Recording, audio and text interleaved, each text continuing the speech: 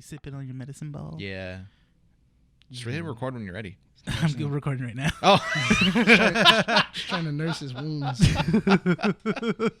All right. Y'all ready for the topic I got for the intro? For right now? Yeah. Yeah. Is it Macaulay Culkin again? It's not. This is actually That was like great. a I was laughing at how we did that. I don't even remember how we No, started. it was because literally you and I looked at each other, and then for some reason you said Macaulay Culkin. For some reason you it guys just both came went to off on it. yeah, You it guys just both came to went my off. head. No, but I got a different topic All right. for our little intro at the beginning. Uh-huh. So this was on my Twitter probably. Let me see when I shared this. This came out 4 days ago.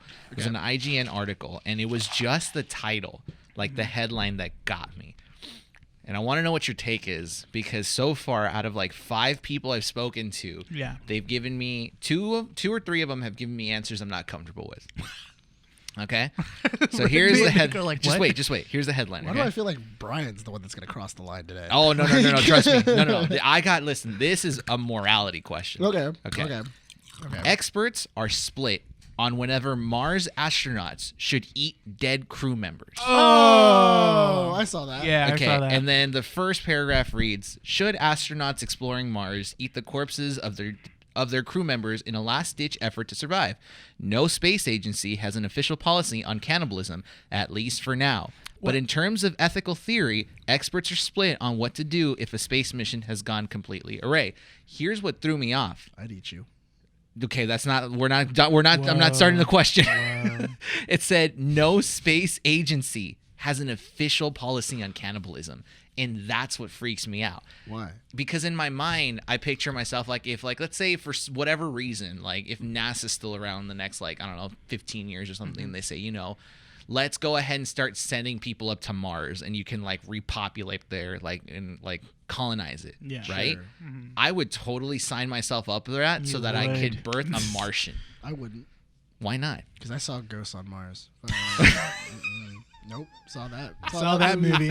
Saw that movie. And that's a straight up no. Saw that movie. Them just like taking over people's body and you self-mutilate each other. I don't know about that one. Automatically I'm out. Anyone seen The Martian? Like, Yeah. You know what? I've seen too many like movies where people just get stranded on Mars and die. So anytime we are on Mars, it doesn't go our I'd way. rather rather suffocate on Earth than like go to Mars and definitely die. Worth it. I think, okay, I would feel more comfortable to be on Mars if there was actual breathing atmosphere for us. That's why you make No, they explain habitable that. pod. They also explained that. Don't say inside Total of- Recall. They did. Damn it, I knew you were going to say Total Recall. Total Recall. They explained that too. Where you The have to new take one? the oxygen tanks Right. before you go outside. Are you have to, talking about the new one? reacclimate. Huh? The new one? No, the old one. The old one. The Okay. Arnold. When Arnold Schwarzenegger walks out, No, when he walks outside, he has to. Oh, when he comes from outside to inside, he has to like reacclimate to the atmosphere inside of a building compared to outside. Yeah. He has to keep on like reacclimating himself because that's why he's like sucking on something. I haven't seen Total Recall in years, man. Wasn't that movie like it bombed hard? Open Yeah, a lot of movies bomb hard and they become amazing. Just sit over time and stuff. Yeah, like just over time. Except your Blade mind. Runner.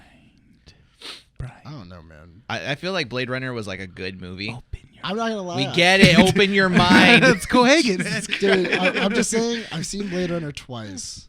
It's good. It's okay. Yeah, It's that's the not- opinion I have. It's not It's not like. It didn't blow my mind in No. like cinema where I was like, oh, Oh, yeah. Blade Runner? It's Yeah. beautiful, It's a beautiful No, movie. You're right. it is. Yeah. but it's not like orgasmically like I gotta watch this It's not like all that every in a year. bag of chips. Yeah, it's not. Yeah, I remember I watched the new Blade Runner. I was like, "Oh, this is cool," and there were people like, "It's so good." Like, If you like Blade Runner and you talk about it as like a fantasy, like it's like, oh, there's the best film in cinema like out there. It's one of top 10. You're trying really hard. you know what it is for me? I think it's Harrison Ford for me. I like him, but I don't love him It's Really? the story. because he's an asshole in real life, and that Is he? really kind of. Yeah, No, you didn't yeah. know that? I mean, he's not like an asshole. I mean, like how much of an asshole? He's difficult. Okay, Yes, I'll go that's as a better far- word. Okay, like he's difficult. I'm just saying. I don't think he's an asshole. I just think that he's more. It's more he's earned the respect of his peers and he demands perfection. I think that's more like Tommy Lee Jones, though. Wouldn't that be more of a Tom Cruise label? No. Tom Cruise is like another level of crazy though. That's Yeah, the thing. like Tom Cruise. That's like Tom Cruise and Edward Norton. Like they're both pretty nuts. Okay, can we get back to the original question though? Yeah. Oh yeah, so Mars, I'd eat you. Yeah, go for it. No, you wouldn't. Yeah, I would. No, you wouldn't. Yeah, I would. Why? Exactly. You don't have a why question. would I that was- wait? Hold on. Why would I eat you? Yes. Because I'm out of food. Okay. You're at least a week. You week's worth of food. Okay. So, straight up, the two people I asked this question have told me the same response. They're like, "Yeah, I'd eat you." And I'm like, why specifically me? That wasn't the question. It's like, would you eat a dead person? Yeah. If like something were to happen. I couldn't. And their response is like, yeah, I'd eat you. I'm like, I never put myself in the equation. First of all, So why? Like, what is it like? Do you hate me that much that you like automatically want to just eat me if I die? I respect you so much that I think that you should nourish me. No, shut up, Nick. No. To get to my survival. No, you're the third person on that account to basically say that. And now I'm like, see, this is why I'm super hostile when it comes to these things. Because is it people, us or them? no, it's you guys apparently. And now because my fiance's like, why are you always so hostile with people and stuff you're the like one that? that just said you will eat me. Yeah, and look at this. Do people not want me? Like, do they not want to harm me? No. Look at Nick over here. Hold on. In my defense, I just kind of assumed that we were in like a space thing. No. It's And the why would you desert assume island I would theory, die though. first in the space thing? First, met you? Yes, I would survive. I would. See, I feel like you'd get mad at a rock, and then like you chase the rock. Why would I chase the rock? Wait, have him explain the scenario. I want to hear this. Go ahead. Wait a minute. You said chase a rock. Go on. See, I feel that Bryan would be the type of person that would get mad at a rock because a rock like hit a strong breeze and like blew past him. Like, and Like a Mars tumbleweed. and then This inanimate object thinks it's gonna beat me to Mars? Oh, You think hell you're no. better than me? the other day you shushed a sound in the distance. Oh yeah, we were shooting pictures. You shushed a sound. What was in the what was the distance. sound? It was like a dog bark or something, or like a car horn, and you're like, shh. And I'm like, we're like a mile away. He can't hear you. And then he got all like, well, he better be quiet. I'm just like, what? He doesn't know you're doing anything. I can explain. No. I can explain. That was it though. You yelled at a sound. That doesn't explain why I would die first. Oh, that's true. Why would the rock, if going faster than Okay. the ship I'm in, cause me to like die? All right, so the rock goes past you. You then get into an argument with the rock. You then follow the rock. Then what you don't You guys know are in the same is that- ship as me. No, we've already landed. We've already landed at this point. So how does the atmosphere manage to push a rock? And why would the winds on Mars be able to push a rock that would piss me off? Listen, it's my pitch, not yours. No. Your argument's falling apart, Nick. When we get to your pitch, then we can then you can put science. But for right now, Space. and then then that's when he finds out that there's like a tomb to like these ghosts, and then he get possessed, kind of mark himself up, and then we probably have to kill him. And like we probably wouldn't have any food, so me and Rene would look at each other, and we'd feel real bad. But then like Don't put me in this situation. then You said he wouldn't eat me. I wouldn't eat him. Rene. What? I would make poop potatoes first. Before eating a person. Remember You know what? I'm gonna laugh. I'll laugh because I'll have Bryan on a stick, and then you're gonna be just staring at dirt, going like, "Oh, when those potatoes come, Oh man, I'm I'm waiting. I'm waiting. So who was it? This was months ago. We had a listener who questioned why a can of corn was like the thing. That was Why the our thing listener Joe and his wife Lilu. Because you made an argument about a can of corn. Okay, so it was our early episodes we were talking about. We only have we're gonna hit over 10 minutes, just to let you know. That's fine. Okay. I'm having fun on this. Okay, no problem. I just want we were trying to be structured. Yeah, we had a 5-minute conversation about how structured we needed to be. And Bryan immediately throws it out the window. So if you guys don't recall, it was like one of our early 5 episodes, I think, where we talked about if what happened in a zombie apocalypse. It was because of COVID. We were talking about hitting a possible apocalyptic world and what would we do in that situation. I know. What Bryan had an idea, didn't want to share it though because he thought it made him look crazy. I told him of a scenario. Now you remember, right? Yeah. And so then I had a scenario. Was like, oh yeah, well, you know what? I'll just be like, making sure that like I'll be at a grocery store fighting over, cut someone's head off, and then grab my can of corn, and then go back to where I'm at. And they told me, why does it have to be a can of corn? I argued that your can of corn thing was dumb because corn doesn't have much nutrient. That's the thing. Yeah. And I've talked about it with people too. I'm like, and I said, why do we eat corn? It's literally like celery. It's anti-calories. It literally hitches a ride in our body. Yeah. And just we eat it whole, and it just comes nothing. It's just still the same shape. It still holds its shape and everything. And you thought I was the weird one here, Nick. It's not the case. Renee, what is with you and poop today? That's the second poop joke. It's the second poop joke. I'm on a roll. Watch, I'll try to get by 4 by the end of this episode. So let me challenge accepted. Let me put some seriousness into this, okay? So I thought about this and I like had to go back to like some RPG games that I used to play, like, Fallout. This is one of my favorite ones, right? In all my Fallout playthroughs, I have never once been cannibalistic. So why not? It's so much fun. I just can't bring myself to do it. Like, mentally speaking. You talked about this last night. When we were talking about like horror movies and zombies and stuff like that. That you. That's like the final straw. That's it. Like, you can't watch that. So no. So now, why does cannibalism bother you? Human eating another human just seems wrong to me. Okay. I just don't like the look of it. Nicholas, trying to eat me over here. Hold on. No. No. Don't you don't you try to turn this into I'm weird. So hold on. So you're telling me me and you are in a spaceship.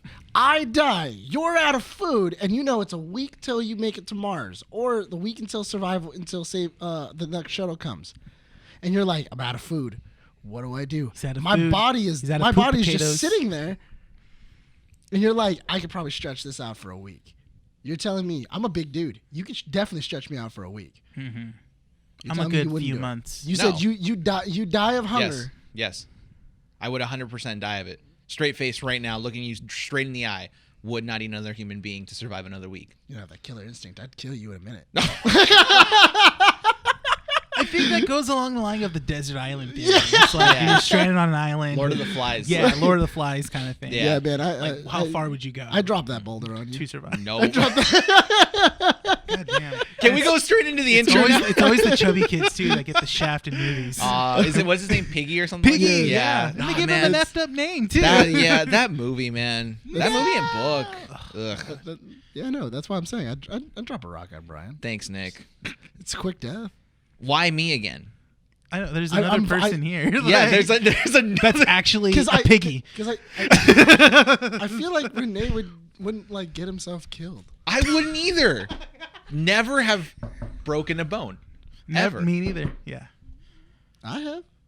How'd you break a bone? Or the latest bone you've broken? Football. I was playing football on my pinky. When I was catching a football, my pinky went into the football as I caught it. So it broke I had a hairline fracture. I had a broken. Did it pinky. Also dislocated it or popped it out of place too? No, I didn't pop it out of place, but I couldn't close. Like my hand was like stuck like that for like 3 weeks. Okay. And it hurt like hell.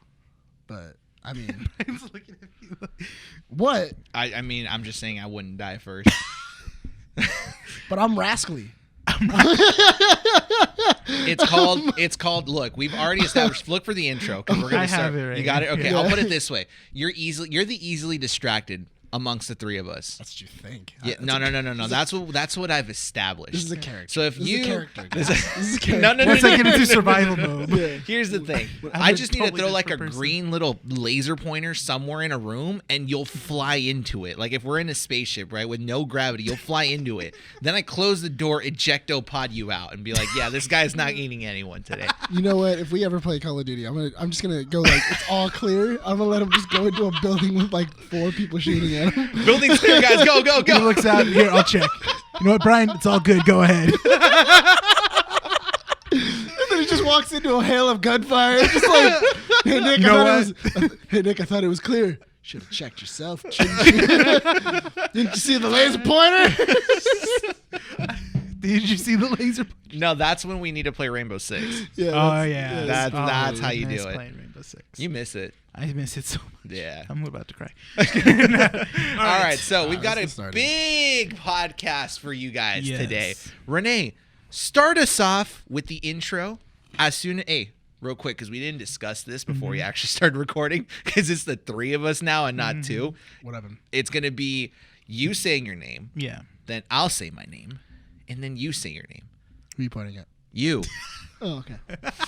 People will get it. You don't need to visually see this. No, I know, Nick. He's not going to go in order that you told him in. Don't mess this up, please.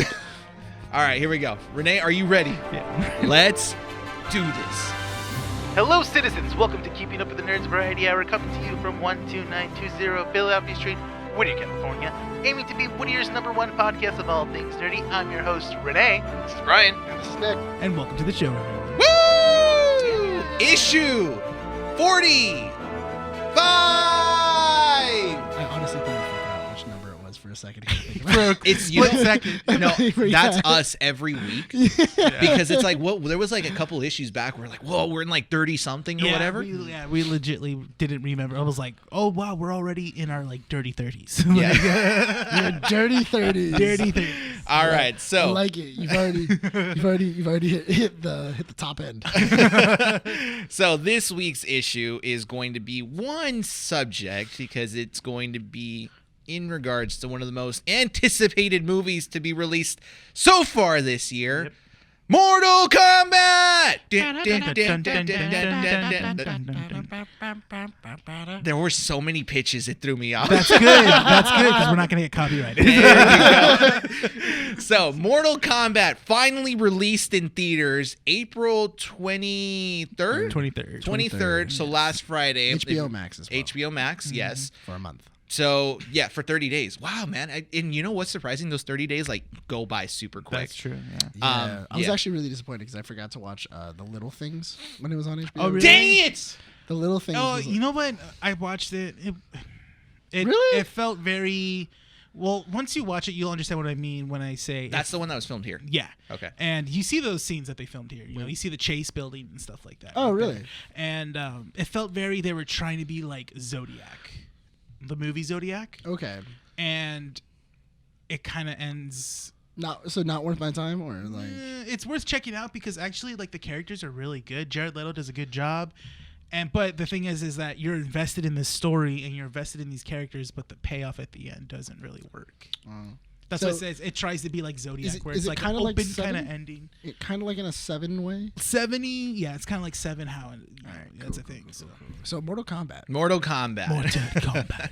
Released April 30th in theaters and HBO Max. And all of us have been waiting for this movie for months now at this point. Yes. IGN and several other outlets have released teasers with like a 7-minute fight, the Sub-Zero Scorpion fight tease. They've released the music, what is it called? The techno something? Yeah, Techno Syndrome or something. Something. Yeah, like the official soundtrack or the intro song that was originally in the 95 movie. Yeah, they made it like a techno version. They made a techno version, which isn't bad. It's not bad. I just don't prefer You know what? it. You know what the funny thing is that I was talking to my brother after we left last night, and as we were getting in the car, I go, you know what the funny thing is I at one point I wanted the scream of Mortal Kombat. Yeah. Like, I wanted the Mortal Kombat. Do-do-do-do-do-do-do. Yeah, Like you I would wanted think that would- hype. That would like stay within that line with the remix or the remake of It the didn't, song. yeah. No, it just says it only goes far as saying like the characters' names. and that's it. That's it. Yeah. Yeah. So You know what I'm wondering? I'm wondering if they had the rights to it. They had it was New Line Cinema that.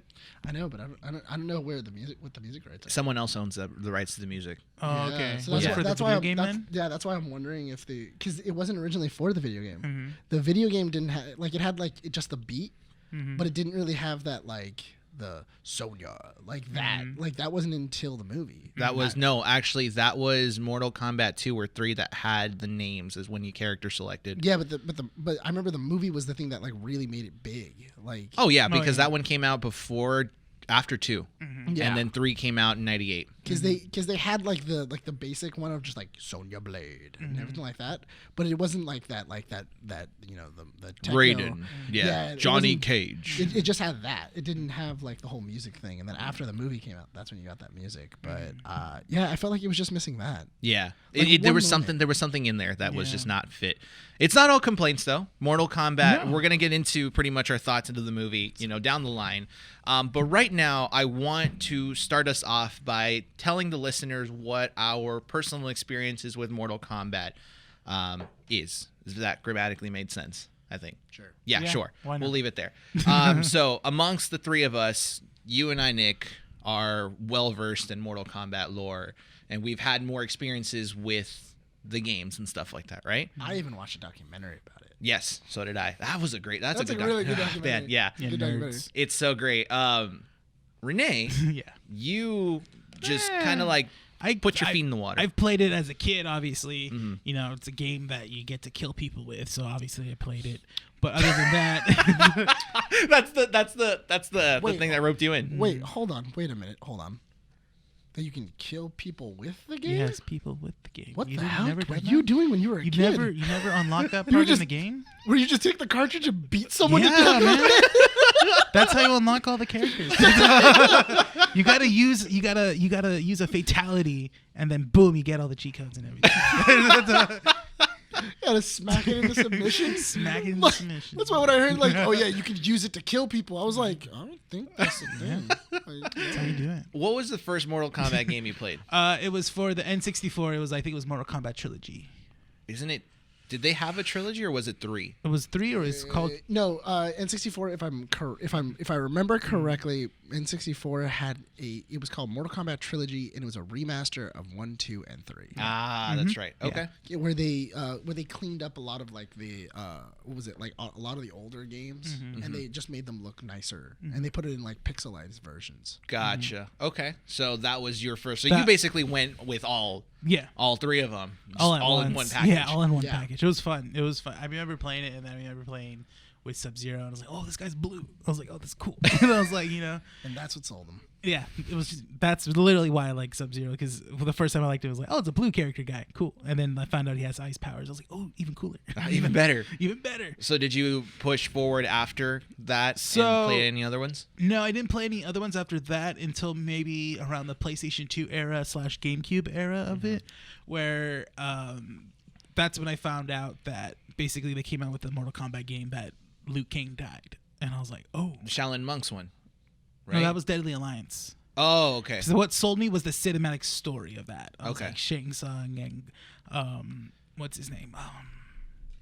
Quan Chi? Quan Chi. They form a deadly alliance, and then and killed Liu Kang in the beginning of it. I was like, what the heck? I was like, that was you so that's cool. right. That was like a big statement. That was 'cause a- Liu- yeah, that was- that was how everybody knew that game was gonna be sick, because it was like, oh yeah, Liu Kang, everybody's main character, Yeah. dead in the first 5 minutes of the game. You're And like, I remember oh. that too. I remember it's like, yeah, yes, Liu Kang is dead, and that's how it starts. And I was like, what? And So because you played 1 through 3, which Yeah. didn't technically have a story, but there was had a yeah. story. There was, I knew that there was. You have to fight in Mortal Kombat. No one really cared for the story early on. Yeah. you know. But you knew Liu Kang was like the character. yeah, he was like the main character. Yeah. Gotcha. And when I heard that, I was like, oh man, that's crazy. And then I remember, and I started following it after that. And then there was Mortal Kombat Deception, which was fun. That basically brought back Liu Kang and stuff. And then Raiden came back. It was really cool. And then the final game was Mortal Kombat Armageddon, which was like You went through the weird anthology. yes, You Yeah, went I through did. the other side. Yeah, That's Yeah. interesting. Because he didn't even get into Unchained. No. Didn't go to N-Chain. Didn't go for any of the other ones. The thing is that because I never had, the only systems I had as a kid was maybe, I remember the earliest one was like a Sega Genesis, a Super Nintendo, and then my brother got an N64, and that was it. Well, because Mortal Kombat did come out for Sega Genesis. There was 2 versions back in the day when the Mortal Kombat first came out. It was the Sega Genesis version and the SNES version. And the SNES version, which was really interesting, was the fact that Nintendo didn't want to see blood spray. So it was like a different color. So they had to eliminate all the blood inside of it. And then Sega didn't care. So you had like all the goriness and everything else. So that's actually what helped sell Sega, is because Mortal Kombat was bundled with it. And they went, oh yeah. Because the Sega port was more of the arcade original. It was. Yeah. Because I think it was the arcade cabinet first. Then it got ported into SNES and Sega Genesis, and then from there on, it's been coming out in both. Which is weird because we haven't seen a. Oh no, wait! Mortal Kombat 11 came out for the Switch. Never mind. I was like, I don't think there's been a Mortal Kombat game to come out for a Nintendo console. Yeah, Mortal Kombat still comes out on Nintendo. 11, but 10 and 9 didn't. Yeah, well, because NetherRealm ended up getting bought by Warner Brothers. Yeah. Yeah. Anything else that you might have played, or were those the 3? Those, the 6, and then obviously DC Universe versus Mortal Kombat, and then that was it. That's an interesting game. It like, is. If you go lore wise, it's an interesting game. The lore of that one's just weird. And it old me because you're crossing over with comic book characters with video game characters, right? So you have to like come up with something, and they did their best with Shang. Well, I mean, was it Because you technically can't kill off DC superheroes. Yeah. But you're also mashing them together with like a video game franchise. Yeah. That it's all about killing them. Yeah. So there was like, you could do like, the DC characters do like brutalities, and then the Mortal Kombat characters still do fatalities, but not really. It's weird. Like, I mean, because you couldn't rip Batman's heart out, no, and or pull his spine out of his butt. Like, you couldn't do that. No, you couldn't do that to those characters. You can, bend him in half, though. As long as it wasn't, too gory. Yeah. I remember that. You can do the Bane back-breaking move. Because I think it was teen for teen. It wasn't M. Yeah. No, because I think that was something with DC. Because that's also the reason why Injustice, you can't kill them either. No, yeah. Okay. Yeah, so, did you watch the movie, the 95 movie? Yeah, I've seen that, obviously, as a kid. And then I remember watching, which was weird because I think... I think because the movie was terrible, it was more easier to have access to go see, or as a kid to watch Mortal Kombat Annihilation. They showed that a lot, like on TV. I remember that. Yeah. And then the first Mortal Kombat, I remember watching that, and I was like, oh wow, yeah. I was like, I thought I watched the first one, but the Mortal Kombat Annihilation is the sequel. As a kid, I didn't know because I'm just watching these characters on TV or in a video cassette, just watching them fight. Okay. So that's your little kind of take on. Yeah, and then obviously I thought it was funny because I remember when they marketed Mortal Kombat Armageddon, I remember they were saying like, oh, this is the final Mortal Kombat in this saga. And was it like 1995, 1998? That was 98 because it was 95 at the first one, and then like 2 or 3 years later was Armageddon. Yeah. No, wait. Whoa. I think that was later. Hold on. Mortal Kombat Armageddon with Blaze as the final boss, right? I think so. Hold on. While you look that up, is there anything else you want to add in terms of like your connections to Mortal Kombat? Other than that, I do remember there was an animated series that came out a while ago. Was there? Yeah. I think it was, but it was meant for kids. Yeah, it was hard to find that. Meant for kids. It was hard to find for that. kids. Yeah. I mean, I started playing Mortal Kombat 3 at 10. Mortal Kombat Armageddon came out in 2007. What? Oh, wait, hold on. I'm thinking Annihilation. Yes, that's what I was thinking. Annihilation. I'm thinking Annihilation, not Armageddon. Armageddon is the video game. Annihilation is the movie. Yeah. Gotcha. Sorry. Nicholas. There's so many different Mortal Kombats, man. Whatever. Don't you get on me. No, I was going to ask. It's your turn to talk. Yeah, your turn about Mortal Kombat. Got so defensive. How dare you question me? There's just so many different timelines. Do you see this thing? All right, just letting you know, it was called Mortal Kombat. It was a live-action Mortal Kombat series. It only lasted one season. It was an action fiction show in 1998. Oh, yeah, Conquest? Wasn't it Conquest? Mortal Kombat Conquest. For kids. No, but they had an animated show called Defenders of the Realm. Yeah. What the heck? But no. But Conquest was supposed to... I don't think it had the same lore. Mm-hmm. in a way it did of the movies. Like it came out after the movies and it kind of like redid everything. Luke Perry did the voice of Sub-Zero. Clancy Brown did Honestly, the voice of Raiden. But hey man, their costumes look pretty Ooh, sick. Ron Perlman did the voice of Yeah. Stryker. Hold on, you have to What? admit that is a pretty. That's a pretty good Quan Chi. That's a pretty good. That's a pretty good Quan Chi. Oh, that's where I saw it. Okay, yeah. I remember seeing that like a while ago as a kid. Yeah, like that's a pretty. Conquest, That's a pretty sick Quan Chi. Like I'll give him to that. Okay, so anyway, sorry about that. Sorry, I went down a rabbit hole and I couldn't get out of it. So Mortal Kombat, right? I would say that Mortal Kombat I really started getting into it when I played the video game back in the 90s. Yeah, after the SNES. You're talking about 1, 2, or 3? SNES, so Super. 2. So that would have been probably it was 1. I played 1. 1 was remastered for the Yeah. Super NES. Yeah, so I played that one, Okay. and then I got Mortal Kombat 2 after. Okay. And then I've been getting Mortal Kombat games as long as they've been coming out. I've been getting Mortal Kombat. So you've been games. sequentially just playing Mortal Kombat. Yeah, as they've since, been like, the coming out, I've beginning. been buying them and just playing through them. When I was a kid, I couldn't beat them to save my life though. So Oh no! Once they get into the later levels, it becomes more difficult. yeah, like what was it? I remember when I was a kid trying on the first time in Mortal Kombat 2 trying to beat Shao Kahn, and I just gave up.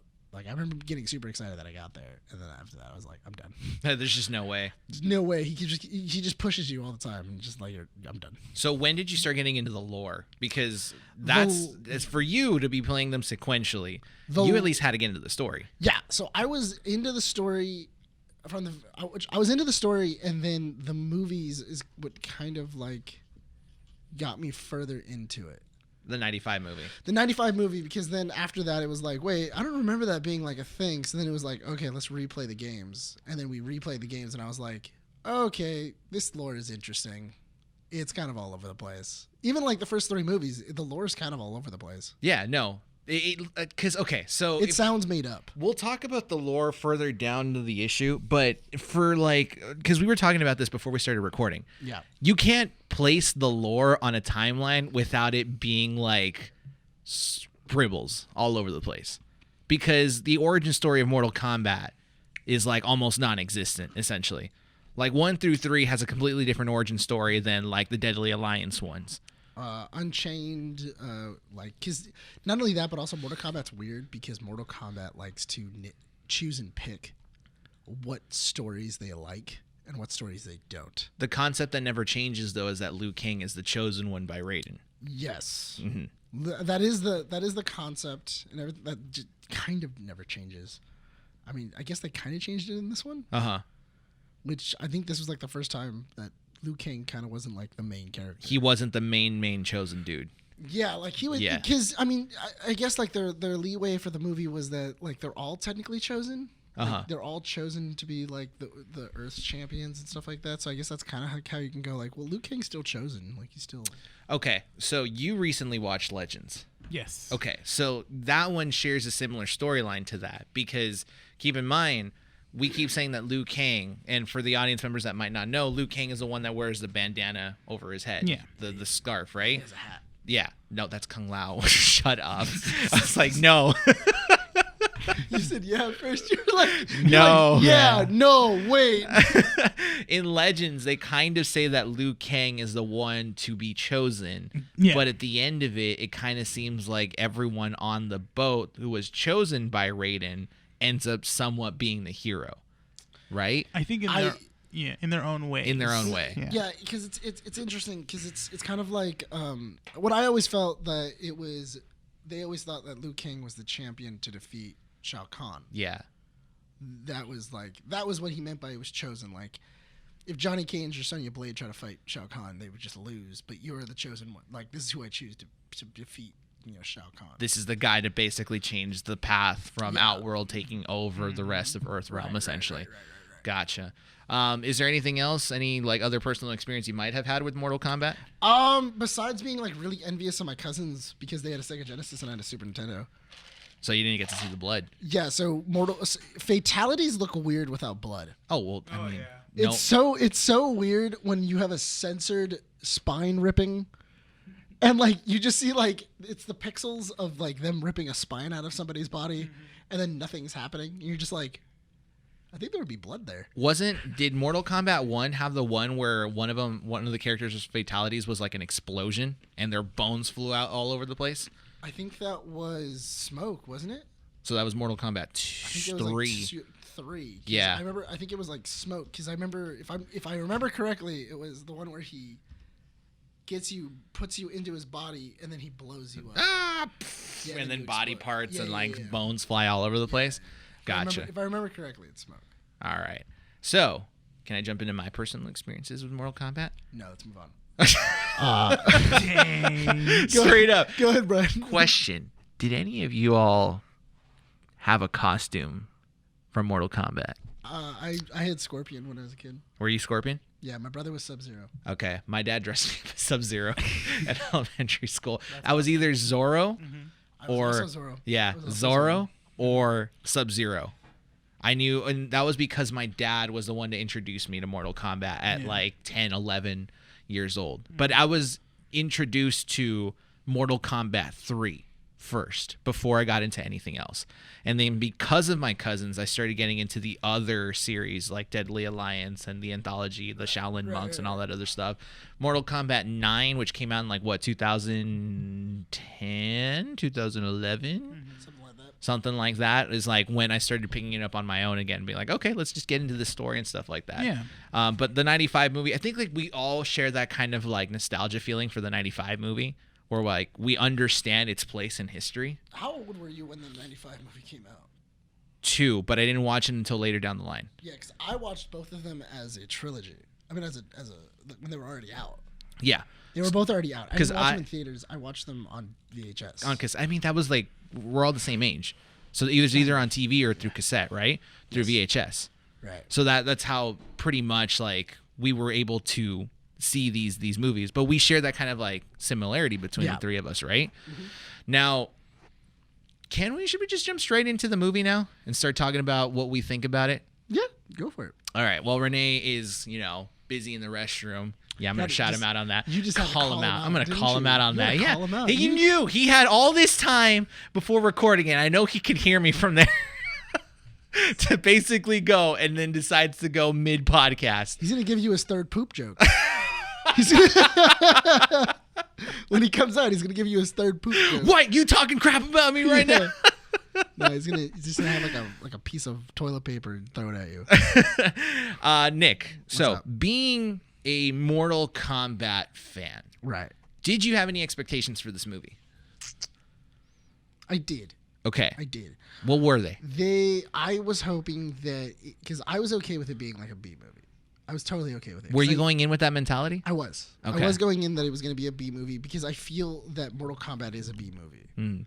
I feel like it is like a B kung fu movie. Okay. Where I don't know if you... It's a cheesy storyline with like fighting sequences that are just like they're cool, but they're not all that. Like, yeah, it's a cheesy sit down movie that you grab a bowl of popcorn with and you try to enjoy the crap out of it. Yeah, you just enjoy it, and hopefully it just keeps your attention long enough. It keeps your attention all the way to the end. Okay. And then at a certain point, you don't get out of disbelief of it, and you're just kind of like, this is a stupid movie. So even with all the previews and things that were coming out, like the 7-minute fight scene and the Sub-Zero Scorpion fight that was like, teased and all this other stuff, did you at all like even anticipate a better than a B movie kind of concept? Based off of the images and the cast, I was like, okay, I like this cast. I like this. Also because the dude who plays Jax was on Supergirl. So It was Jimmy Wilson. He was Jimmy Olsen. Olsen. Yeah. Welcome back. Yes. What happened? You guys made a note that I was gone. I did. He was like, oh, well, Renee's in the restroom. And then that's why I told him, I was like, he's going to give you his third poop joke. You got one? No. God. I didn't let me eat any down. corn last night, so I can't. There it is. There it is. All right. But I think that for Mortal Kombat, for this Mortal Kombat movie, the only problem I had with it was its structure. I didn't like its structure. I think that because I do think that you can have a Mortal Kombat movie where it's not just we're going to find all of like the fighters.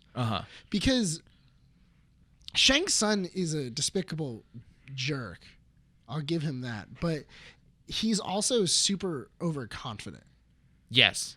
And I thought that was a weird thing where he was afraid of Earth's fighters to the point where he would have to cheat in Mortal Kombat. Yeah. Like, he would have to, like, annihilate them before going to the tournament. By the way, for those that have not seen the movie, spoiler alert, we're getting into the Right, main right, topics of Mortal Kombat. I forgot. We talked about pretty much, like, our stuff with, like, our personal, interactions with Mortal Kombat. We're going straight into Mortal Kombat, the movie 2021. So if you have not seen it, this is the point of no return. We're going to be spoiling it heavy over here. So when Liu Kang dies. No, but... what was it? But I really did.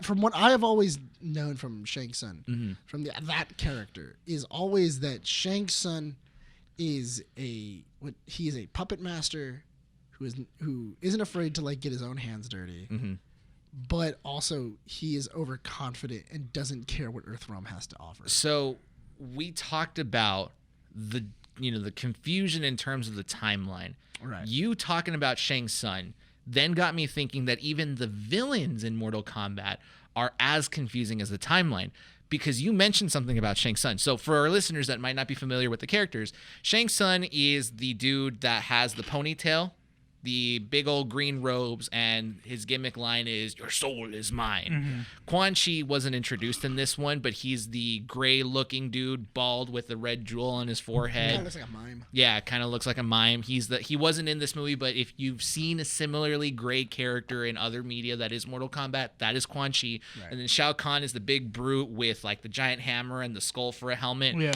He wasn't in this movie, but a statue was placed in there, so that kind of resembled. That was Shao Kahn. Now, the reason I say the villains are confusing is because every character has a secret agenda that is against the other villain. So Quan Chi wants to overthrow Shang Tsung because he wants to bring Netherrealm into Outworld or something like that, and essentially become ruler of Outworld. Then Shang Tsung wants to throw Shao Kahn and understands that Quan Chi is trying to backstab him, so he's trying to get the better of both of them by also trying to become the ruler of Outworld. And then Shao Kahn, knowing that both of them, are good advisors, but at some point will backstab both of them, is trying to get the better of both of them, but also trying to take control of Outworld and trying to conquer Earthrealm through the 10th Mortal Kombat tournament. Hang on, Brian. I need to go get more yarn because it's connected to that. You're starting to run out over there, man. I know. We need more yarn. Pen, man. I literally did the whole thing on the desk too. Yeah, I know, yeah, you were. We need more yarn and pins, man. It's that confusing, It but is. this is like not even a fraction of No, like these the are Mortal just Kombat these are story. only like a handful of characters. Yeah, but Yeah. but that's what I'm saying though, is that you don't need to get into that entire lore No. to understand this movie. What I'm saying is that if you just go by the characteristics of those characters, the motivation I took from oh my god, I just blanked his name. Shang Tsung. Shang Tsung. There we go. He said Shang Tsung, Quan Chi, And Shao Kahn. Shao Kahn. like 4 or 5 times that they all just mixed in my brain right now. Wait until we start mentioning Lin Kuei, Shirai Ryu, Oh my god, man. Oh my god, I feel bad. Takada Takashi, I feel like this is gonna take a long time. Kodo to edit. Khan, I feel like this is Melina. gonna- I feel like this is gonna take a long time to edit. You're just gonna have to throw images on. Just like, oh, this is who I'm talking about. And then like have like little like names underneath. Shao Kahn, big guy. Yeah. Shirai Ryu, blue. No, that's Oh, yellow. no, my bad. Yellow. Yes. Lin Kuei. Blue. Okay, so you were talking about the story in this movie was like all over the place, right? I felt that the story was, because, like, okay, I think it's always a great thing when you have that. I thought the tournament would have been cool to kind of see where all of them are at. Okay. But when I came in today, I was saying I felt like things were just happening to the characters. Like, things were happening to the characters weren't doing things. It was just they were kind of taking it and reacting to Yeah, it. there was always way. like a lot of reactions to it, or a lot of coincidences. Okay. Of like, oh, well, we need to get to this place. Oh, well, Kano knows where it is. Yeah. How does Kano know where it is? Because he just does. He's Kano. He knows people. He knows people that know people that have. Kano's the Australian dude, by the way. I'm gonna jump into like whenever you mention a new name, I'm just gonna start explaining it. Australian dude with the laser eye. Yeah.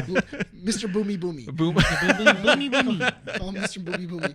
But that was my thing though, is that it was like a lot of coincidences, and I felt like what had happened was that when they were writing it, they would run into problems of like, okay, so how do I get Cole to meet Sonya Blade? Mm-hmm. Okay, well, we'll send Jax to go find him. Okay, well, why doesn't Jax bring him? Okay, and how do we get Jax to have his arms? Okay, Sub-Zero is sent down to hurt him. All right. Yeah. And like it's one of those things of like they kept on like finding problems with their story to fit Cole in. Yeah. And that led them to kind of like go out of their way to kind of like push the story. Mm-hmm. And I don't get me wrong, I had a good time. I enjoyed the movie. I saw it twice already. I just feel that the movie could have been cleaner. It could have just been a lot cleaner. So how do you make because that is the main argument.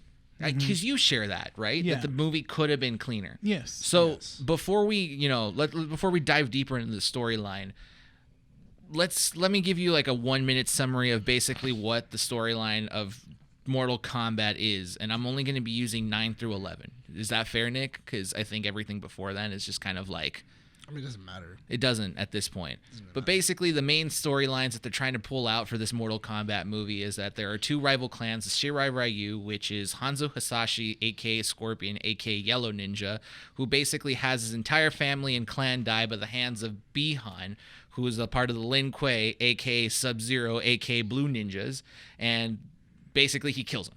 Scorpion gets brought down to the Netherrealm, where he essentially makes a deal with Quan Chi, who's the gray dude, and says, hey, you know what? I'll fight for you in Mortal Kombat if you allow me to go back to basically normal life, and, I can go after Bihan. Stuff happens. The champions are entered into Mortal Kombat, yada, yada, yada. Scorpion manages to find Bihan, and he realizes that Bihan is not the one that actually killed him because Bihan was just a puppet, or basically Quan Chi was using his ultra changing abilities to pretend that he was Bihan to frame Sub-Zero to start a war between the two clans. Scorpion kills Bihan after all this, and he realizes it's too late, so then we get the second Sub-Zero and all this other stuff happens essentially. But that is the main storyline that they wanted to try to bring into this movie. They kind of bring it into this one. I feel that they took like the main elements, not the details. See, but my thing is that I feel that somebody in the studio saw how well the Mortal Kombat Legends did, and then went, cool, make that the live action movie. Because that's the main storyline they want to work with. Yeah. Is that the Shirai Ryu and the Lin Kuei are always going to be at war with each other. Yeah. There is a reason as to why, but the reason has always changed. Yeah, that was always a weird thing in the original in the original 85 movie, that Sub-Zero and Scorpion were fighting together. It was always a weird thing. Mm-hmm. But then they changed it and said, no, they're now fighting against each other because of a misunderstanding or because there's actually a clan rivalry. Yeah. And I think that's fine, but I still, the easiest way that you could have made it was that instead you could have made this, if that's the case, then it is the road to the tournament. And I think that what you could have done is you could have had like kind of like a mission to Liu Kang and Kung Lao. Kung Lao is dude with the steel hat that goes. Yeah. And I feel. How did it go again? Because my thinking is that I feel like it should have been a world traveling movie where they're picking up fighters. Yes, instead of all being brought together. Yeah, and like they're going around finding fighters, and then because that leads you to kind of have like this Suicide Squad aspect of it, where you have so many different characters that they can get kind of picked off. And then you can kind of feel that there's a dread to it. And then not only that, but also because seeing as, spoiler, like we said in the beginning, because Kung Lao dies at the end. No, Kung Lao dies in the middle. Okay, he dies near the end. Like basically semantics. Like end of the second act. Yeah, end of the second act, Kung Lao dies. But my thing is that I felt like we hadn't spent enough time with Kung Lao to care about that death. That's true. It's because it's difficult, and I don't want to say this without it sounding like I'm pandering and trying to defend the movie for what it's doing. Because you're doing that.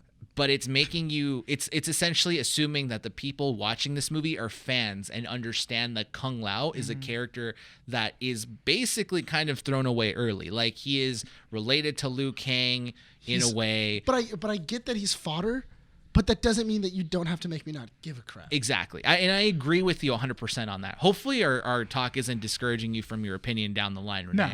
Because I know you have yours. Yes. And yours is like the cleaner, version of this and going like, I want to talk about like, everything. That's when we find out that Rene's just like, dude, I hated this movie. No. This movie sucked. Garbage. You know that Legends movie that you made me watch? It sucks now. Don't say that, because I actually really love that movie. I know. That movie's really good. But what I'm saying is that I feel like if you would have done that, we would have spent more time with Liu Kang. You could have spent more time with Kung Lao. If you really wanted to introduce Cole, you can just introduce him as like the new character. That's fine. But I feel that Liu Kang and Kung Lao should have been the focal points, not this like. Not Cole. Not Cole. Yeah. Because being a new character that's being kind of like pushed in. Honestly, that's always Johnny Cage. It's always Johnny Cage who's always being explained everything to. Yeah, that's true. Johnny Cage is always like the person that's sitting there, and then like they're all going like, well, because of Quan Chi and this magic, then this happens. And then you just see Johnny Cage go like, I'm sorry, can you speak in English and tell me what the heck that means? Yeah. Johnny Cage is a character that always pops up shirtless, has a giant belt buckle that says Cage on it, and has this super exaggerated Los Angeles sarcasm in every sentence that he says. He's like the white version of Bruce Lee. Basically, yeah. Yeah. But anyway, I think that Johnny Cage would have been a cooler person to be on the team, just because I honestly don't care about anybody on that team. Not even Kano? I liked Kano, but I mean, that was it. Okay. Like, you had 6 people.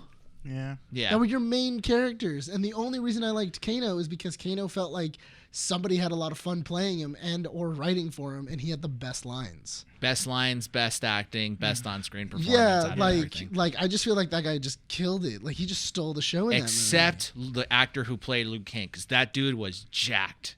That's true. I'll give you that he was jacked and everything else, but I feel that if that's the case, they needed to find a stronger actor to portray some of the feelings. I get you. No, I completely understand. Like I do understand this thing of like, well, we wanted to get people who were specifically good in martial arts so that way it felt authentic. These guys did play. A lot of them did their own stunts. Yeah. A lot of them did their own stunts, did their own fighting, everything like that. And that's awesome. That makes the movie so much cooler. The fight scenes were the highlight. Yeah, the fight scenes it shows. It really shows that everybody went to the gym, everybody learned their choreography, everybody did what their jobs. The problem is that they didn't bring that same energy to the characters themselves. Except Sub-Zero and Scorpion. Yes. I will say. No, but I don't think so either. No, I would have to disagree. I was kind of like meh on Scorpion's fighting in here. Fighting or storytelling? Fighting wise. Really? Yeah, You didn't like Scorpion's fighting? No, because that actor didn't move around enough for me at least. I don't know, because I felt like Sub-Zero was moving faster than Scorpion was. That's his play style. Yeah, Sub-Zero is a lot faster because he's supposed to be like the flowing water. Yeah, and Scorpion is more because man, I'm gonna get called out for this if I say this incorrectly, but Scorpion's more of a brute in terms of Mortal Kombat fighting styles. So he is a little bit quick paced, but there is a move that I think he does in this one where he like goes down on the floor and like tries to twist your ankles so that you fall down. You know what I'm talking about? That move? That's kind of his play style, is that he wants to get up close and personal, while Sub-Zero is more of like a distance fighter, which is why in a lot of those scenes he like tries to back off. And you even saw that ice body move when he's fighting Scorpion where he backs off and it's an ice copy of himself. That was actually really cool. Oh, Yeah, that's that was so really great. fun. The only move that was missing from Sub-Zero is his ice slide. Yes. Yeah. That he was did the do only that, move yeah. that was not shown. I was actually really surprised because I thought when I first saw the ice clone, I thought Scorpion would have frozen. Was it frozen? Because that's his move, is like he gets frozen from it. But that's the thing though, is that once again, the emotion isn't there though. I don't like for Bihan and what was it, Hanzo Hasashi. Uh-huh. You introduce their story in the very beginning. Yeah. And then go like an hour and a half without it, and then at the very end they bring it back up.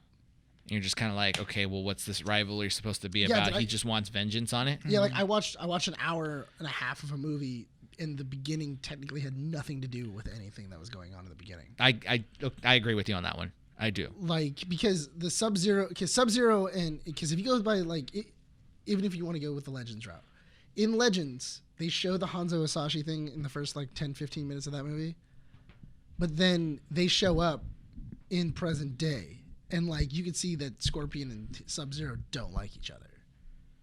So Scorpion doesn't like Sub-Zero, but Sub-Zero doesn't understand why. Yeah. And like there's that little confusion and stuff like that, and you can get into that later. But I feel like that was the problem, is that you tried to go with the Hanzo Hasashi story, but you didn't use him Efficiently. Yeah. Like I felt like they only had a couple of days with that actor. Okay. I can understand where you're coming from, but I want to go back to something that Rene said, because you're saying that the storyline for Scorpion was the storyline between the two ninjas are essentially like it's non-existent.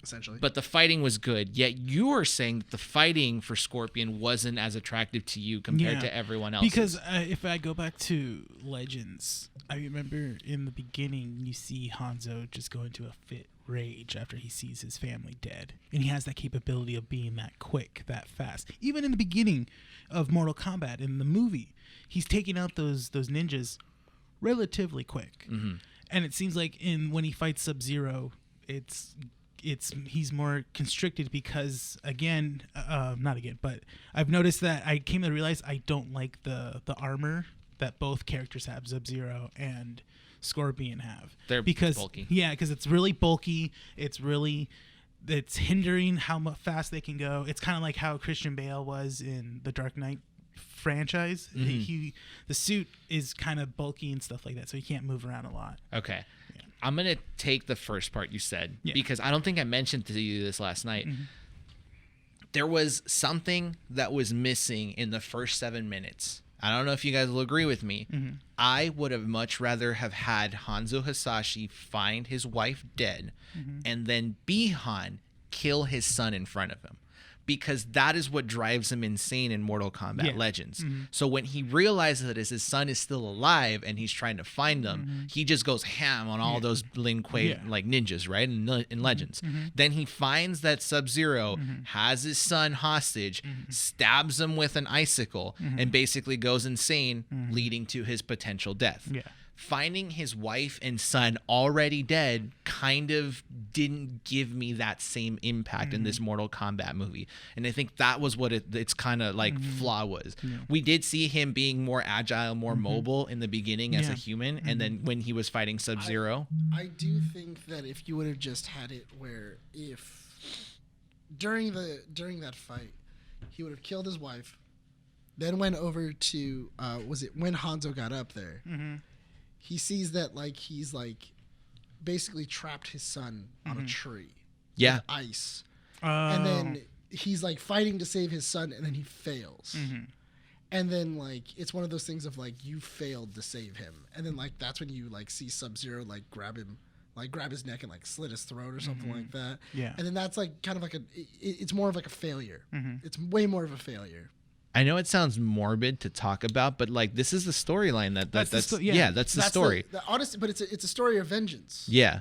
And I felt like, but that's why I felt like the actor didn't. I honestly did feel like what was happening was the actor was still working on Endgame, and he didn't have enough time.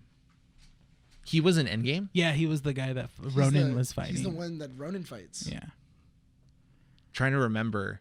It was like the final guy after Ronin was killing like all the when they go see Japan. Hawkeye. Yeah. Oh, that's right. Okay. Yeah. He's the guy that is fighting him. But both movies are technically filming it at the same time. Are they really? More or less. When did Endgame come out? 2018. And this movie was filmed back all the way then? Yeah, because they had already been doing production for like 2 years then. Oh, Yeah. wow. I didn't even Yeah. realize that. It took a while for this movie to come This out. movie came out. Yeah, it was like 2 or 3 years in the making. So I'm not sure if maybe he was busy with other projects, because honestly, the way I took it was Sub-Zero, and also in Scorpion, the 2 actors weren't always there, and that's why their masks and that's why their equipment was always so big. Was because they were always busy, so they needed to fill them in a lot of times. Do you think that's probably... It'd be interesting to see if that was the case. Because you're assuming this, or you know? I'm assuming that. That's what I'm assuming, because there are times... Because the reason why I'm assuming that is because you're right. Hanzo Musashi fights completely different than Scorpion does. Yeah. I think he fights differently because it's a different person. And then they just had him for close-ups. I got to watch this again.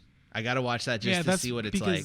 That's what I noticed in the second viewing. And I was like, oh, wow. Like, because Hanzo fights a little quicker. But then I just figured it's because of the armor. And I was like, okay, I get it. They're trying to give him like a look. Yeah, like a samurai kind of look.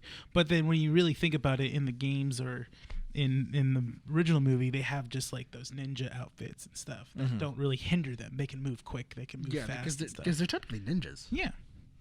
They're not samurai. They're ninjas. Yeah. All right, so we've been kind of bagging on this movie the last 15 minutes. Yeah, and we're hitting. okay, not bagging, but we're nitpicking a lot of stuff because nitpicking though? Isn't nitpicking? It kind of is. But the thing is that we openly said when we said about this movie is that I enjoyed it. We don't really love it as much as like it needs to, or not needs to, but just like it would have needed to make a sequel. Yeah. So this is my take on this whole movie, okay? Because I was saying that before we started recording, I was just nauseated with the fact that I was going back and forth with this. Like, I came home last night and my fiance was like, "Oh, did you love the movie?" And I was just like, like, yeah, I liked it. That's how, you know what? Honestly, that's how I felt after I saw BVS. The first time. That's such a disappointing feeling, though. That's the thing. But I thought it was. I knew, because I know how you feel, because these are characters that you follow and love. With me, BVS, I was like that with Batman and Superman. Okay. And all these DC so you characters. know the feeling. I know what you're feeling. I also had the same feeling for BVS. So I know what you mean, and then until you actually talk about it, you start realizing that maybe it wasn't you. You don't want to realize you were disappointed or it was great as you thought it was going to be, but you have to come to terms with that. Yes. I did. That's also how I felt for the last Skywalker.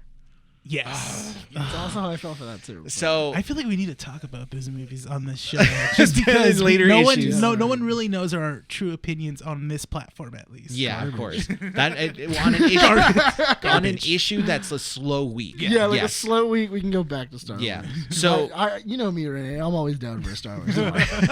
the reason I asked you about how you originally felt about this movie was because I've been going back and forth for the last maybe 20 hours or so. Okay. It's basically me saying yes, I really enjoyed this movie. No, I felt like it could have been better. And I realized why. And it's because I'm so attached to the current storyline that they're trying to do, that trying to accept the storyline that they're trying to put in this Mortal Kombat movie just wasn't working for me.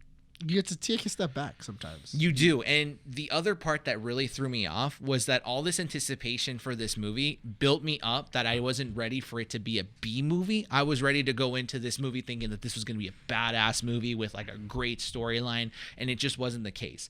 That was a mistake. That was a mistake. Because, that was a mistake. Yeah, because IGN... I watched the review afterwards last night. The video review. Okay. And they said, oh, it's a fun, cheesy movie. And I'm like, wait a minute. Mortal Kombat 95 was not a good movie, but it's a very good, cheesy movie. It is. Yes. And that's what you enjoy. That's what you enjoy out of it. That's what I watched. What's his name on YouTube? Chris Stuckman. He said the exact same thing. He goes, he wasn't expecting a lot from this. He was expecting just to have fun, watch people die, see a couple of fatalities, see characters come to life from a video game that he loved playing as a kid, and just to be entertained. Yeah. And he gave it a C+. And he goes, it's just the story. He's giving Godzilla us- versus Kong Yeah. and King of Monsters is the same way. Yeah. They're not fantastic movies, No. but they're just fun to watch. Yeah. And I think that's where I went wrong, is that I went into it wanting more, and you were going in the same mentality as like a Marvel movie. yeah. You were expecting, because it's a movie that they've been marketing and something that you love, you expect that type of tier. Yeah. And that's what hurt But it. my problem is that I still feel that we still haven't had a proper video game movie. Like a live action video game movie. I still feel like it hasn't been done yet. I'm trying to think back at all of them that I've kind of seen. I feel like there is one, and I just haven't. Clue. Clue's a board game. Still a game. Still a game. Still a game, Bryan. Still a game, Brian. We all play games. Gave me some lore there, man. So we were trying to talk about this last night in terms of like, okay, because we all want a second movie, yes or no? Yeah, no, I would definitely I- tune in for a second movie. I want to see a second movie just so I can see some Johnny Cage. And I Yes. think that's the pushing factor for everyone. Johnny It's Cage. just Johnny Cage. Johnny Cage. By the Connie way, Cage. Johnny, I don't want to sound like, tacky when I say it, but Johnny Cage is my favorite character. So I was telling this to Again, one of my yeah. coworkers because he was asking me, he's like, oh, so should I go watch Mortal Kombat? I'm like, I'm not going to recommend it. If you want to watch it, because that's the my thing. take on it. Yeah. I'm not going to recommend you watch this movie. Yeah. I'm going to tell you, if you have an interest, go watch it. Because my goal is to get as many people to go see it so that there's attention to Yeah. make a second. If you want to see it. We're not going to make you go see it. No, Yeah. it's not Baby Driver for Yeah, me. I'm It's not like yeah. you have to go watch Baby Driver. And see this like Exactly. cinematic beauty Yeah, of Baby Driver. It's if you're interested, go see it. Yeah. So he tells me, he's like, oh yeah, it's because his favorite character was like, I forget who it was. Because one of my other coworkers, who you can't even tell would like Mortal Kombat, apparently she grew up on the video games. And I'm like, what? You grew up on Mortal Kombat? What's her like, favorite yeah, character? Sonya Blade. Oh, and I'm like, okay. oh, that's interesting. That's cool. Okay, that's like, that makes sense. But Yeah. I'm like, okay, that's pretty cool. But this guy has said that his favorite character was like, It was an obscured character. it was something weird like Ermac or something. I'm like, dude, you're Really? trying really hard. He's like, what do you mean? And I'm like, because like, who likes Ermac? Like, unless you like really play Mortal Kombat, Yeah. sure. But like, can you try to be a little bit less like egotistic? He's like, fine, Cyrax. And I'm like, dude, Oh my God. you're still getting in that realm. Like, God, okay, who's your favorite character? Johnny Cage. Why? Because he's funny? I'm like, no, the Nutbuster move. Come on, dude. Like, as a kid, when you perform that Nutbuster move, like, "Wah!" and like he smacks someone in the nuts, wasn't that funny? Well, I remembered how to loop it. Yeah. So there if were you- ways to do it. There was a way to loop it where like after they grab their crotch, right as they like are about to lift their hands off their crotch, if you did it again, you can then just get them in that loop over and over again where they just can't fight back, and you're just hitting them in the nuts over and over again. To talk about the movie really quick, I actually liked Liu Kang and Kano's little training fight because Liu Kang just went the sweet thing, So- and that's what happens in the game. You so can do in the game. It's just You knew about that, I right? knew That it about was that. Liu Kang's. Okay, so Yeah. for people that don't know, if they've seen it already, that is a great throwback to the video Yeah. games because that is one of the easiest And Kano- low kick sweeping moves that Liu Kang does in the video games. And what I love is that Kano jumped how characters would have jumped in the game. He just kind of he just kind of he didn't do it all like aerobatic. He just kind of went like ha. He does Ha. yeah. I did think I love the idea too because you could also cancel it. Yeah, he did Trick people.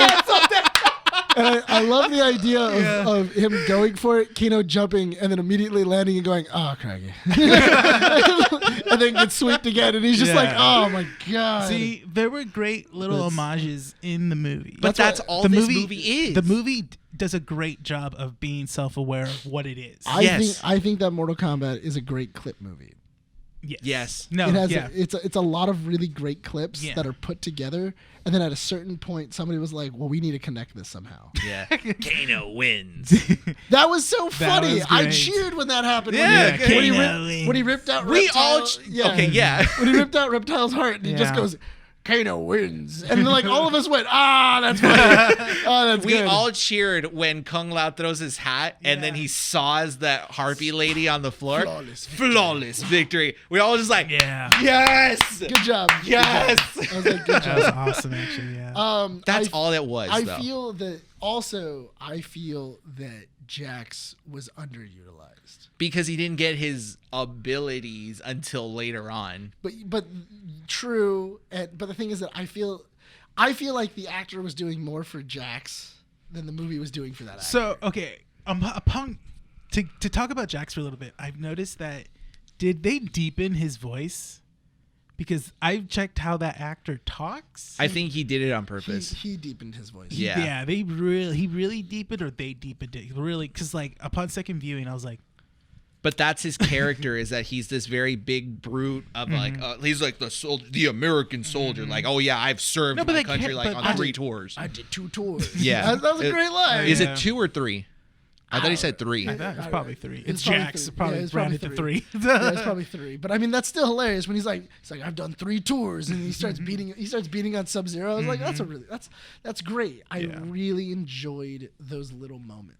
For a very gory franchise, the violence was not as bad as I thought it would be. Yeah, because when we hear an R rating for a Mortal Kombat movie, I think we expect like a good amount of blood. I'm not gonna lie, I was really expecting somebody to like get their spine ripped out. I was kind of expecting that too. I thought that's how Sub-Zero was gonna die. No, I kind of expected the whole Hellfire thing, the Spitfire or whatever.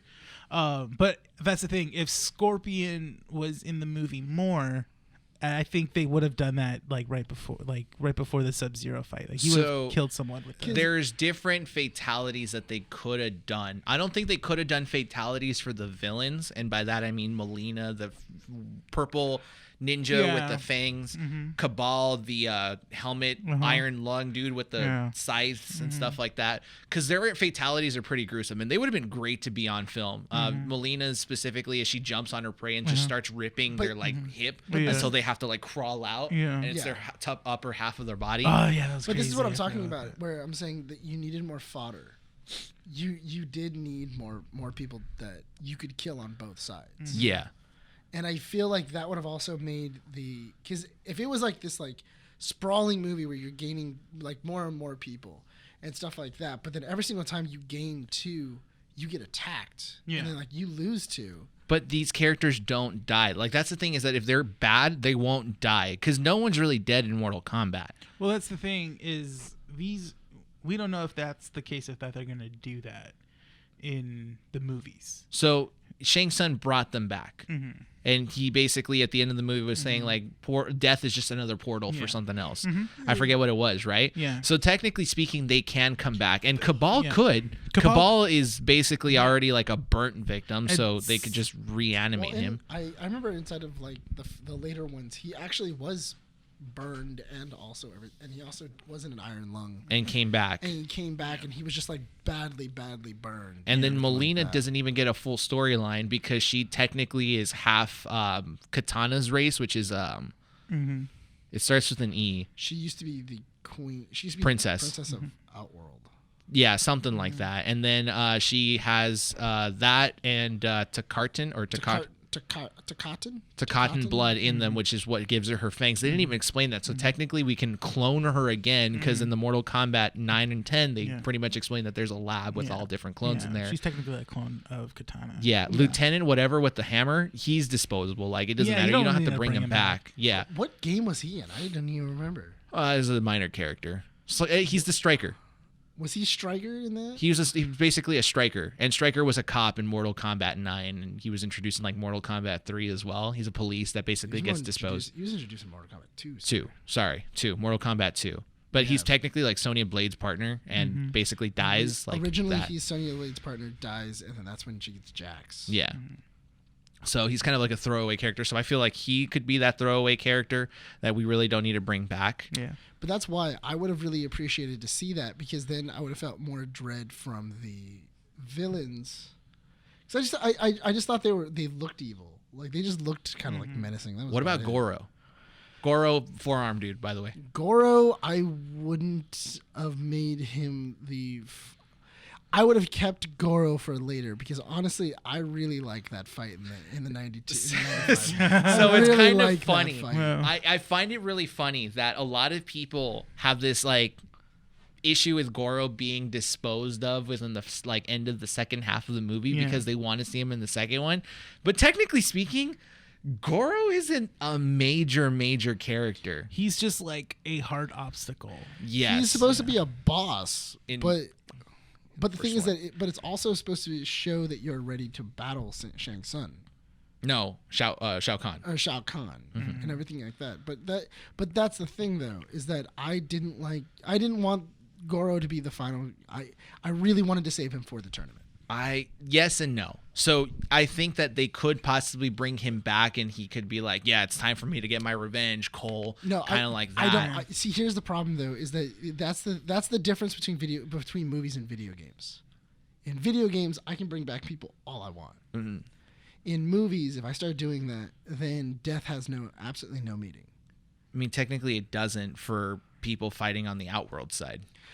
Right, but the problem is that then in a movie then this all loses stakes. Yeah. I get what you mean. The stakes are gone. It's the same Yeah. thing when we talk about characters that die in comic book movies. Yeah. Mm-hmm. In comic books, obviously it's the same rules, but no one really dies in comic books. Right. But like in movies like the Marvel Cinematic Universe, like in Endgame, Tony Stark is dead, and he's dead. Mm-hmm. Same thing with Steve Rogers. He's gone. He's just not coming back. So we know. But my question is, okay, sorry. Yeah, no, but that's what I'm saying is like we have to remember too is that this is a movie franchise that's not going to keep going like the video games are. They got 2 movies left, Yeah, I think. that's the thing. Supposedly if they do well. But it's a difference in the medium. That's the thing though, because for some reason in video games, when that happens, you're like, okay, that's fine.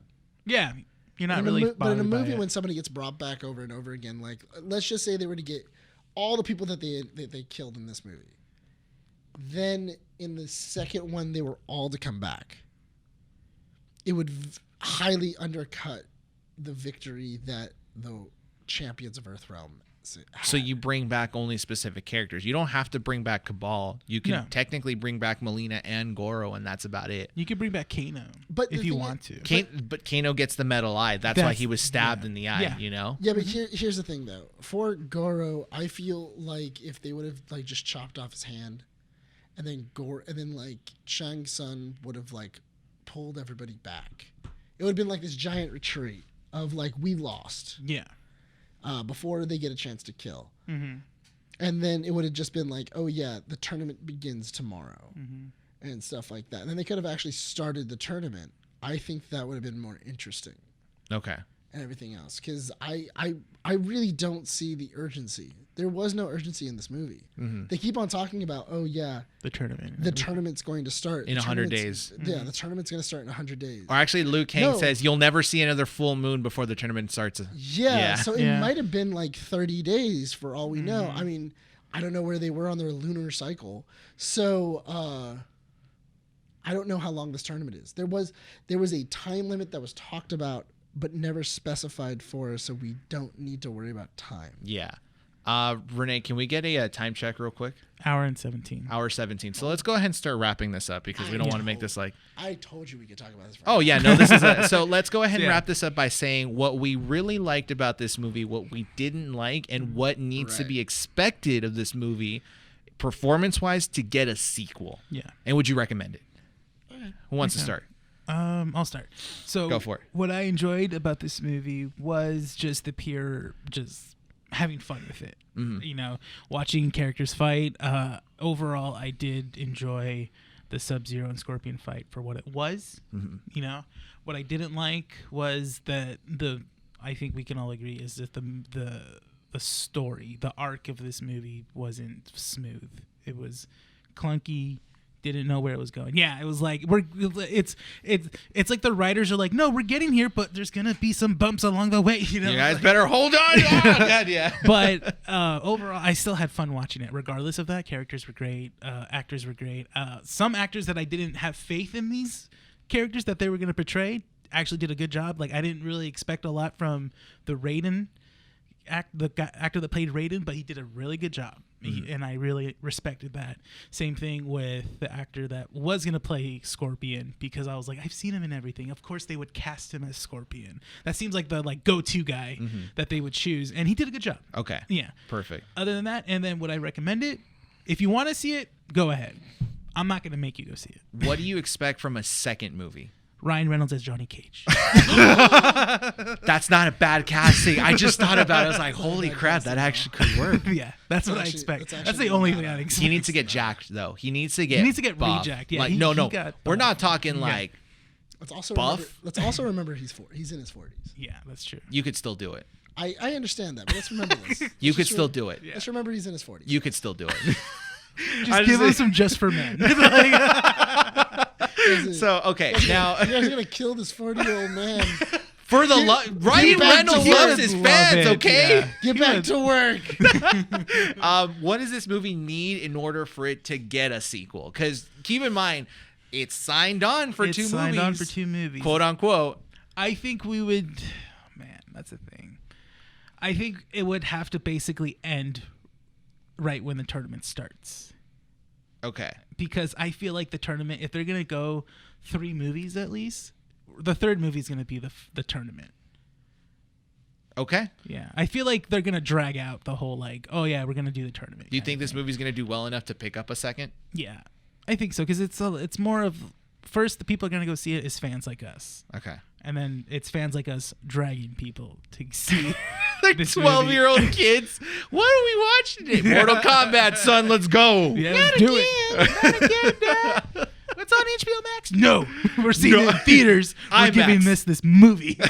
We're giving money to this movie. All right. But Dad, you've already seen it 5 times at home. Well, it's too damn bad. It's too damn bad. You keep watching.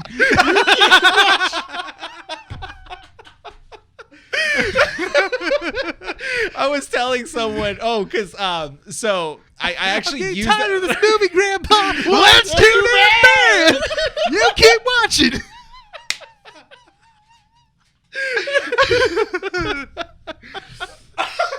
Could you believe my fiance's never seen Holes until earlier this year? Yeah, I had to show her that movie. Really? Yeah, I could. Huh? She loved it. Oh, okay, good. Yeah, she loved it. It's a solid Shia LaBeouf. It's a good movie that adapted the book in a good way. Yeah, yeah, and it's a Disney movie too. It's a Disney movie. Shia LaBeouf. No, digging up damn holes, digging. That's all I'm saying because I'm gonna get copywritten.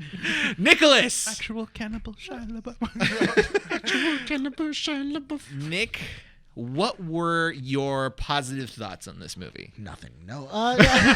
Absolutely not a god. No. I actually really did enjoy this movie. I had a lot of fun. I had fun with it.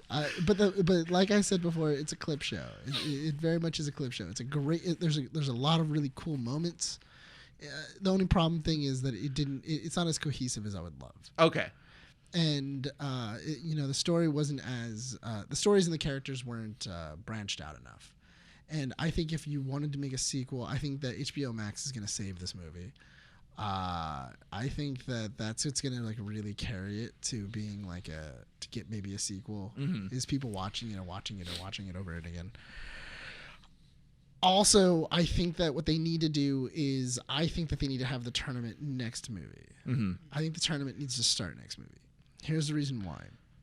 For one, the first movie has already made it sound as if the tournament was going to happen soon. Uh-huh. Secondly, it always happens. Shao Kahn cheats. Mm-hmm. And as soon as they lose as soon as he loses Mortal Kombat, he invades anyway. And then there's this giant, and then that's when the story starts getting weird. That's when the elder gods come in and go like, all right, guys, that's an illegal move. We're going to stop this invasion. And Shao Kahn says, middle fingers up. Just middle fingers up and kills all the elder gods. And then he's like, oh, well, if they're not here to say no, then I guess I get to do what I want. And who's God now? And then Shinnok comes out and is like, I'm God now.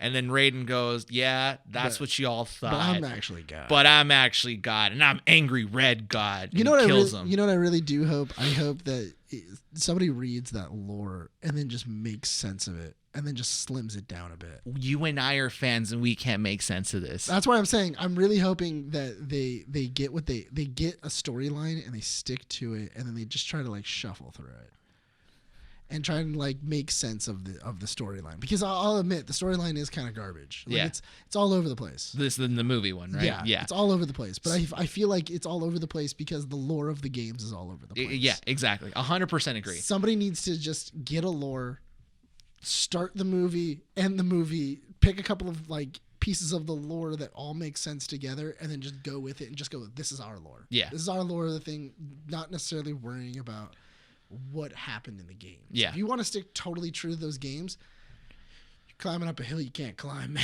That's a really steep hill, because you're never gonna get, because you won't get it in an hour and a half movie. You won't. And I never expect these movies to be longer than an hour and a half, because they shouldn't be. Mm-hmm. They should never be. If this movie was 2.5 hours, I would be like, what in the world was this guy thinking? Yeah, 100% agree. Yeah, so I think that that's going to be an interesting thing. Johnny Cage is going to be a cool one. I do hope that they have like maybe Kenshi. Who else? I do want to see like Ermac. I want to see a couple of the others. Smoke, Rain. I want to see some of the weirder characters. Fujin? So, yeah, I want to see some of the. I do want to see Noob Saibot, just because I think that Noob is like a guaranteed, with them killing off Bihan. Bihan. Bihan, yeah. Mm-hmm. So I think like Noob would be an interesting character. Another Sub-Zero that's just like, I want to repent. That would be kind of cool too. So there's a lot of things that you can do with Mortal Kombat. There's so many stories. Bring Batman in. Bring Ben Affleck. I want Ben Affleck in the next one. Injustice versus Mortal Kombat. I want Batman. I want Ben Affleck in the next one, and I want him and Henry Cavill to fight off Raiden and Shao Kahn. Ooh, God. maybe that's why Zack Snyder's been trying to make that nightmare world. Imagine Zack Snyder directing a Mortal Kombat movie. That'd be nothing but slow motions. How close, Up players. close, yeah. Quan Chi, why did you say that name? Why did you say? No, it's Shinnok. Why did you say that name? I'm my going God. to use yours as a transition into mine and say that I completely agree that the story is all over the place. I'm going to start with what I didn't like, just to get the negativity out of the way. I did not like the story at all, and it's with you. Again, I'm going to side with you on this, that it's all over the place, but I understand why. That the concept of Mortal Kombat and its timeline is just way all over the place. Right. I try to sit you down, and I've tried this with my fiance. I've sat her down and be like, I'm going to tell you the story of Mortal Kombat. I've went probably 10 minutes and she's like, I don't get it. And I'm like, yes, I understand. I don't even get it. Her eyes just glaze over. Yeah. I'm like, I don't even get it. So if I don't get it, how am I expecting you to get it? If like people are looking for a canon storyline, Mortal Kombat Legends Scorpion's Revenge is the movie you need to go to, and that's on HBO Max. That is a fantastic animated movie. It's got like the canon storyline that they really want to work with, and it's got more blood and gore and a lot of like really cool fatalities. It respects the lore that the original Mortal Kombat creators wanted to kind of put out there. Yeah. So yes, the story, and I think that Cole is a throwaway character. Cole, I just cannot care. He's Takada Takashi, who is a character that was introduced in Mortal Kombat 10, who was like technically a part of the Shirai Ryu, and no one cared. Like at the end of it, like I don't even remember what his storyline was, and he didn't even pop up again in Mortal Kombat 11. There was no mention of him. They just threw him away afterwards. So Cole is just kind of like a character that probably needed a better pickup, but he was just in the way of a lot of things. In all fairness, I really do think that if they didn't bottleneck themselves with the marks. Yeah. And it was just that characters were chosen because of their acolytes. Yeah. Of like being like the strongest fighters. Sonya was the tactical one. Johnny Cage was an experienced fighter. I think I would have cared about him a little bit more. Mm-hmm. Not only that, but also I think that the Shirai Ryu link shouldn't have been mentioned. No, it should have been a subplot to like a main story that they were trying to say. But it should have been like something that happens later, because I think that would have been interesting if like he had like a bracelet that he had given his daughter, or he had given like a hair clip, or something like that, and then when Scorpion is fighting, he sees it like on on Cole's daughter and is like, where did you get that from? Yeah. and it's like, oh, it's been passed down in my family for generations. Like, yeah. my mother gave it, like my grandmother gave it to my mother, and my mother gave it to me, and The connection was just made too quickly. Yeah, the daughter. I think that connection was just made far too quickly, and really did just kind of like, they were just like, look, in case we don't get another movie, this is what it is. Yeah. This is what we're doing. And I understand that from a point of view of like, in case we don't get a second one, let's just try and like jump in with with our feet in. Mm-hmm. But there is something to say of like leaving something on the table. Yeah. Because hopefully you don't get like a Daisy Ridley situation where they're just like, who's she related to? Trying to figure out what they're going to do for like after Aliens, essentially. Yeah, like what are they going to do? And then, then you get to Aliens 3 and everybody dies. Yeah, basically. Oh my god. So more on the positive side, what I really enjoyed about this movie, and this is probably one of the very like strong reasons as to why I feel like a lot of people are gonna love it, especially if they've been Mortal Kombat fans, is that this is a fan service movie. Mm-hmm. You got your catchphrases, you've got your brutalities, your fatalities, the combos, the fighting scenes, the character costumes. Mm-hmm. Like everything is just so amazing to see in live action. Right. And it's just like, yeah, these are the characters you grew up with, and now you're visually seeing them alive. Mm-hmm. Like Liu Kang probably looked like the way he looked in the SNES version in the 95 movie, right? But other than that, Sonya Blade didn't really look like Sonya Blade because she had the beret and all this other stuff, and in the movie she didn't. Kano really didn't look like Kano. Scorpion was just kind of like but here you get to see like cool costumes, and they actually look like the way they would be represented in real life. You get Easter eggs as well. Katana wasn't in the movie, but you saw her fans. Yeah. Which is a shame because Katana's the love of my life, but I would really want her to be in the second one, hopefully. Sorry. Yeah. This got awkward. Why? Just the love of his life. My fiance knows. That's okay. As long as she's on the list, I guess that's fine. Wow. She's like, babe, if Katana is ever there, it's my hall pass. Dude, because her freaking storyline is fantastic. That's not even about that. It's like her storyline is just great. Well, that's even weirder. Yeah, oh my god. But no, it's like I just want to smell you. The fan service. I want to buy Katana's bathwater. No, okay, now we're getting into weird territory. No, but the fan service is phenomenal.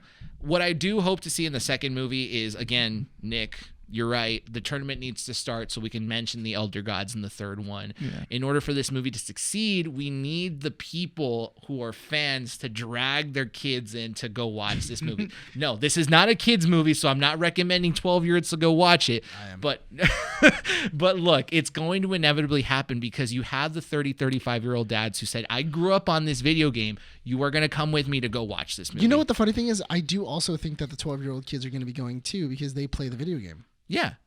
And they're gonna want to go see it as well. Also, just totally off topic. For somebody who lives in a cave, Liu Kang's locks are beautiful. His hair, his shampoo and conditions regimen. Right. And you're saying I was the weird one for mentioning Katana. No, but hold on. Did you see his locks? Yeah, Head and Shoulders need to reach out to him. Not even a lick of dandruff. He lives in a cave, man.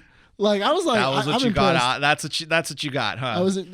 You know what? Honestly, with the actor didn't really do a lot. So the main thing I was looking at was his hair. Because he had that 90s hair. And I was like, he had the same hair that the original actor of Liu Kang had, and I was like, "That's hilarious." Well, good observation. This guy had some beautiful hair. He had if it was a wig, that was a good wig. Great wig. It was a great wig. Nick, go ahead and pull up the outro. We're gonna close this issue up because we're running at an hour 30, aren't we? Yes, we are. Yeah. All right. Are we running at an hour 30. Hour 30. We're gonna end it with Liu Kang's luscious locks. That's on you, buddy. So, guys, we're gonna wrap up this issue of Keeping Up with the Nerds. You guys can find us on Instagram at Twitter. Just go ahead and look up Keeping Up with the Nerds. They've got different handles. If you are listening to this on our audio platforms, which is Podbean, Apple Podcasts, Google Podcasts, and Spotify, we also post these podcasts every Wednesday at 11:30 on our YouTube channel. Just look up Keeping Up with the Nerds. We're at 47 subscribers. We're almost at that 50 mark. We're just there. Help us, guys. Help us. And it will be out by the time this podcast comes out. A brand new website, keepingupwiththenerds.com, guys, where we'll be posting all of our content on there. So if you want links to our socials, they're there. Up to the date information on videos and podcasts and highlights on there. We've got a newspaper blog area on there. Want to know more about us? There's a bio of us on there. Yep. We're going to be spotlighting creators on there. Right now, we've got 2 people spotlit on there. Toon Geeks, who was one of our listeners that graciously, gave us stickers and, let us know that she was a listener, an avid listener to us, and we appreciate you. And then Rene reached out to the artist. The artist that did our flyer, and Tony Cruzada. Yes, so we handed out small interviews, and there's a creator spotlight section there that, we highlight their work, and we've linked their content on that page as well. Yeah. So if you want to go shout them out and support them, there are links to their sites on there as well. So all of that is going to be on our website now. I also want to say, what I really want to see is I want to see you guys make Rene and Bryan and turn them into Mortal Kombat characters. I want to see Rene with those luscious locks. This is what I really want. I want that, and I want Bryan with the Kano eye. You just want people to submit fan art, huh? I do want to submit fan art because I need something to post on that. So I'm trying to make it sound like I really want to see this, but I just need fan art. Sorry. Whatever you guys like, please, we thank you all for supporting us and listening to us and giving us your feedback, and hopefully, we continue this growth and giving you guys the content you all want. Once again, we have all the socials, all the audio platforms, YouTube, and our website, www.keepingupwiththenerds.com. With that said, are we ready to wrap this up? Yes, we are. Renee? Nicholas? Yep. All right, here we go. Nick, let's go ahead. Don't mess this up. Thank you, citizens, for listening to this issue of Keeping Up with the Nerds Variety Hour. I'm your host, Nick Valero.